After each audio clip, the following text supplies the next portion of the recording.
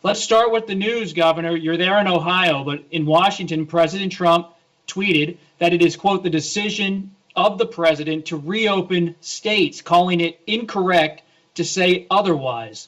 Do you agree?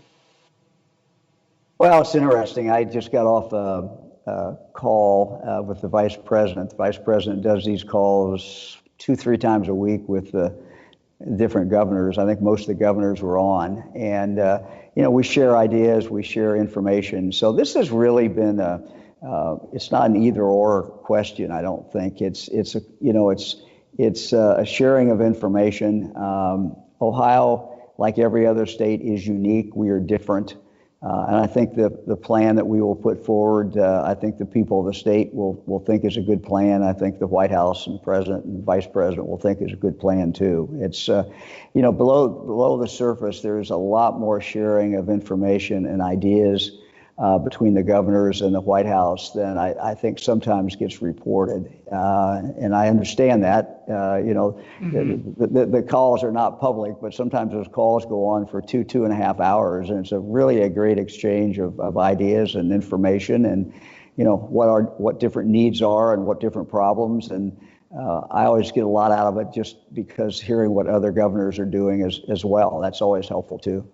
Well, what about the constitutional aspect here? What's a state's right to decide its own fate and its own reopening, constitutionally, in your view? Well, I'm not going to play lawyer today. I mean, I think historically that people have looked to the states and they've looked to the governors to be the ones who make decisions in regard to health issues, floods, how you react to all kinds of crises. This one is certainly different because it's not only a national crisis, but it's an international crisis. It's a worldwide crisis. So, obviously, you're going to have the president's involvement and the White House and Congress's involvement. The bill that they passed, for example, is going to be very, very helpful. The bills that they passed will be absolutely essential for us to come back. And I know, we're asking the Congress to do one more bill, which would get some money directly to the states, because we're going to be really hit we are already seeing it.